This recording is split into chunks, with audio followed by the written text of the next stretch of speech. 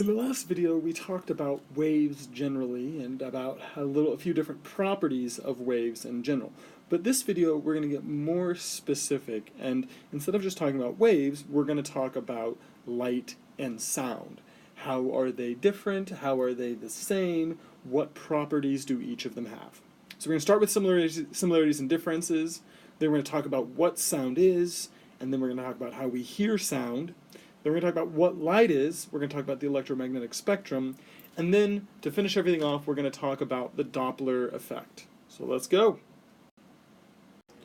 Now, some of these properties that we're talking about, comparing and contrasting between light and sound, we're going to get into more detail on, but I think this chart does a really good job illustrating the similarities and differences and some key information about light and about sound. So let's go through this. So first, when we're talking about the source of light, and obviously when we say light, we mean more broadly electromagnetic spectrum.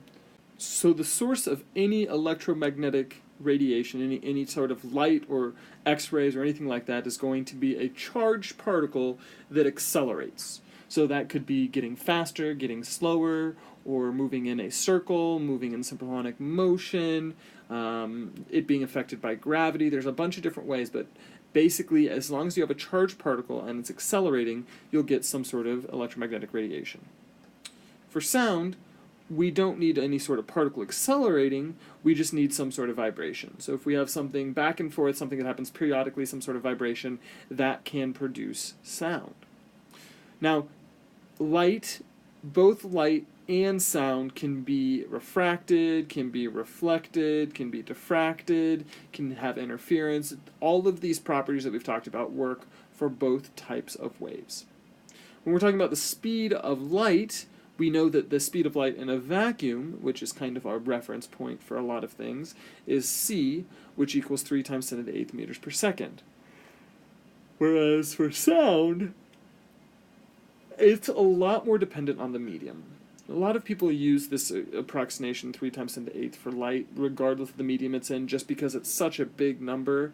And while the medium, yes, does have a measurable effect, it's just so big, the speed of light is, that it doesn't make that big of a deal. But for sound, there's not kind of a one accepted value for the speed of sound. Now, in air, at normal conditions, the speed of sound is 343, but this is just kind of what we use when we're talking about a gas. Sound can also travel through metals or solids or liquids and that sort of thing, and that affects the speed of sound. Now, we mentioned before that in light, we have c being the speed of sound in a vacuum. Light actually travels faster in a vacuum than any other medium. However, when we compare this to sound, sound doesn't occur when there is a vacuum. So in space, you're not going to hear any sound or anything like that because there are no particles to vibrate. So let's talk about these different mediums. I mean, we talked about vacuum as a medium. So in light, vacuum is going to be the fastest medium, we already said that, but also after vacuum you get gases, then after gases you get liquids, then solids are the slowest medium for light to travel through. However, when we look at sound waves, it goes kind of the opposite order. Solids are going to be moving the most quickly, then liquids, then gases.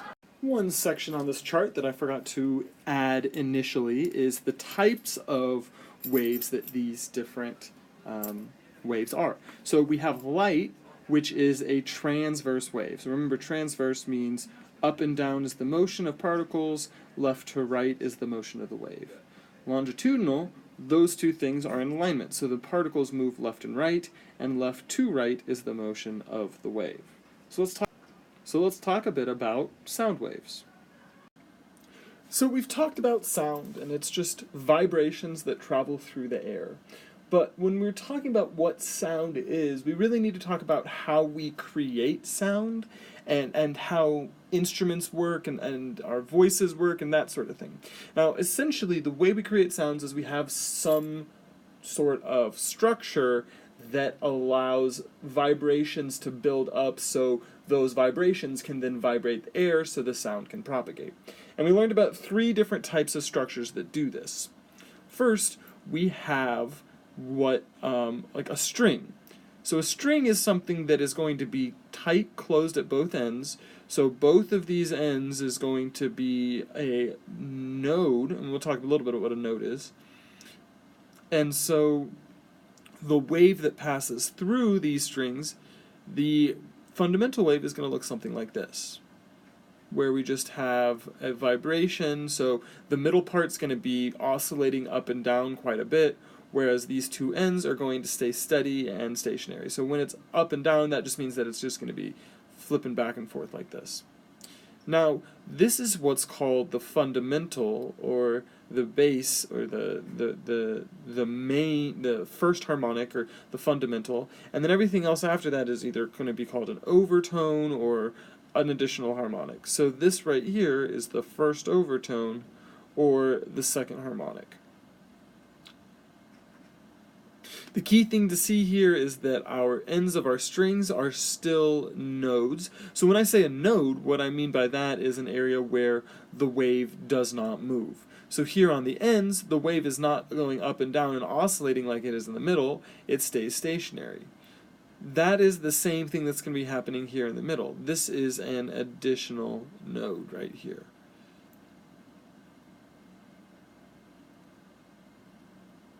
Now, if we have nodes, we have antinodes. These are the things the opposite of the nodes. This is the area where a particle or wave or string or whatever is going to be moving a lot. So we have nodes where it doesn't move, and then antinodes where it moves a lot. So this is for a string, and we notice that we have nodes on the end. So what about over here on the right, this open tube resonator? Well, because it's open on the ends, we're going to have actually the opposite occurring. We're going to have antinodes on the ends, and we're going to have nodes in the middle. So we have here two antinodes with one node in the middle.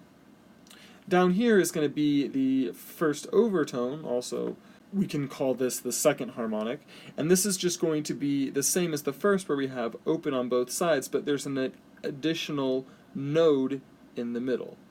So instead of just one node in the middle, we're going to have these two separate nodes and then three antinodes. So this is what a closed tube resonator is going to look like, or open tube resonator. But now we need to talk about a closed tube resonator. That's our third example over here on the right. Because the end is closed, it's kind of like the string where we tape that end down, or we damp that end down. So the closed end of a open tube resonator has to always be a node, and then you just kind of spread out from there, and the other end is going to be an antinode. This drawing down here is going to be the first overtone, or the third harmonic, where we come up, back down, and back open.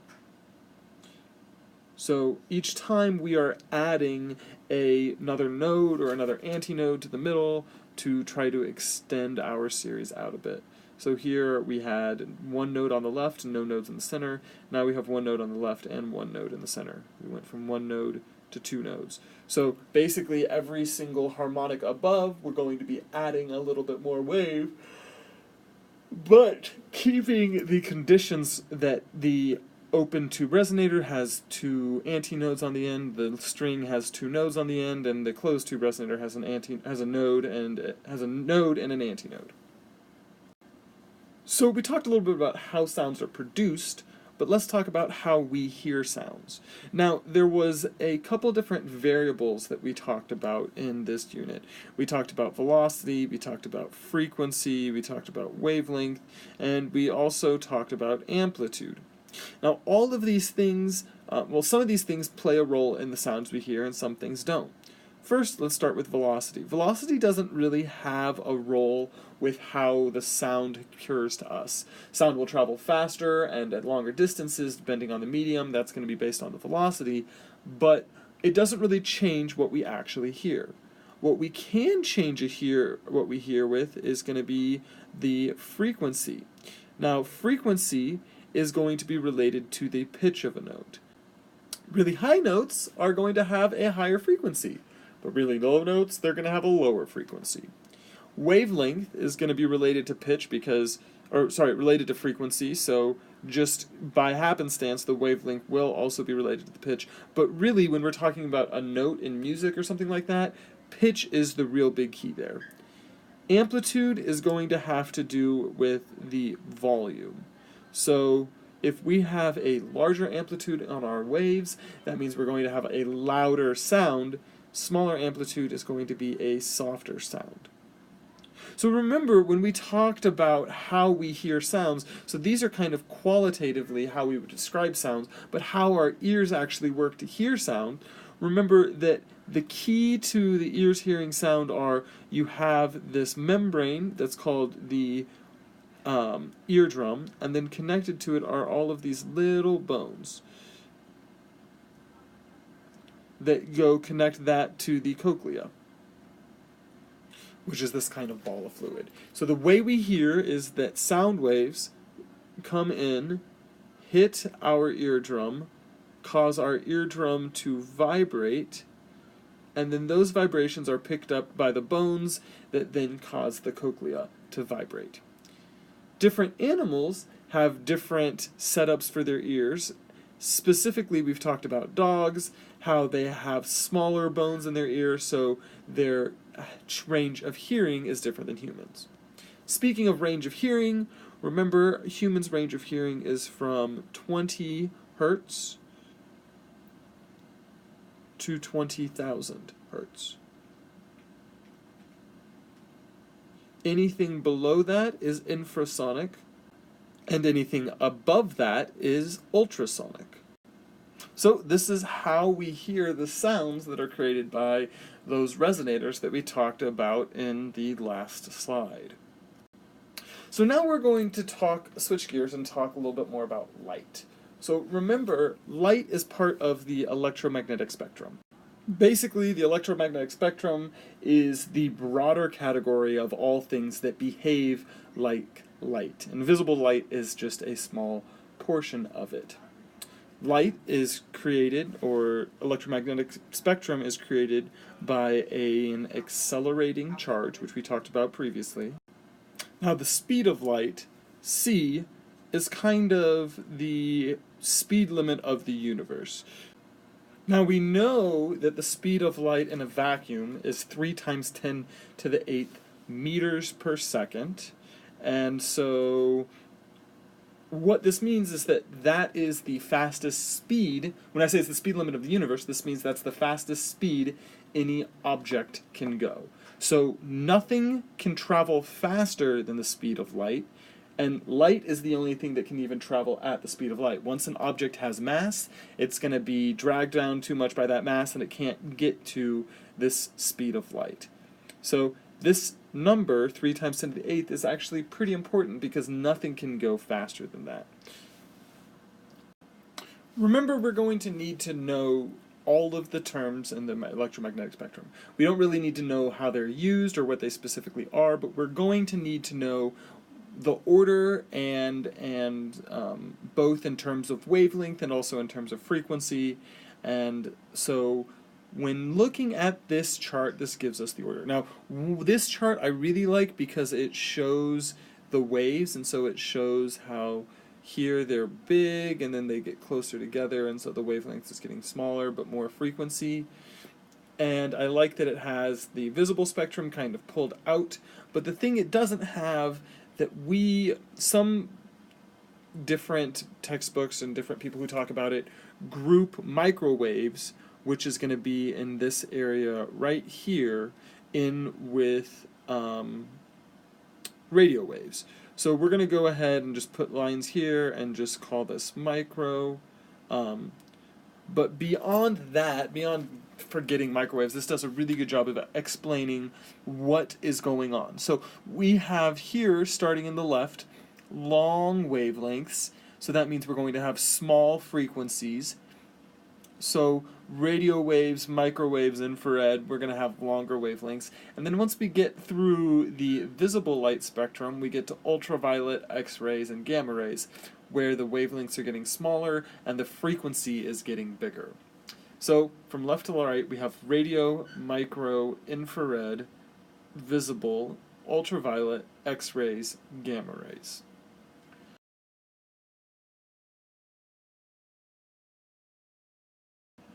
So now we need to talk a little bit about the Doppler effect. So the Doppler effect is when either the source or the observer is moving and how it affects the waves we see. Now this is an effect that works both with sound waves and with electromagnetic radiation, electromagnetic waves.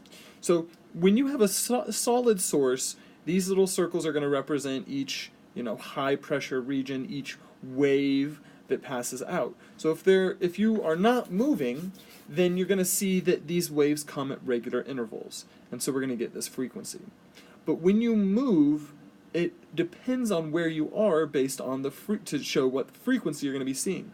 If you are in front of this object as it's moving to the right and you're to the right of it, these waves kind of pile up on top of each other. They get closer together. So that's going to increase the frequency, that's going to decrease the wavelength. If you're behind the object, these waves are going to then be spreading out because it's moving forward as it's emitting these pulses. So these are going to spread out, and we're going to see a lower frequency, a longer wavelength. So when we approach, this means we're going to increase the frequency. When we separate, we're going to decrease the frequency. Now usually these changes are going to be fairly minor. There's not going to be like going from 100 to 300 just because of 100 hertz to 300 hertz just because of the Doppler effect. It'll maybe move you a few hertz in either direction. Now, specifically for light, when things are approaching and we're increasing our frequency, this is called a blue shift. And that's because if we go back to our electromagnetic spectrum, blue is the color that has the highest frequency. So things are going to be shifting to the color blue, or shifting in the direction of blue. If you have a decrease in frequency because they're separating, this is called a red shift for the same reason. The frequency is getting lower and the wavelength is getting longer, and red is the color that has the lowest frequency. But this is just for light rays. If you're talking about sound and Doppler, then this blue and red shift doesn't really apply. It's just going to be for light. So that's all we have for the review. Good luck studying, and I wish you all the best of luck on Wednesday or Thursday for your test.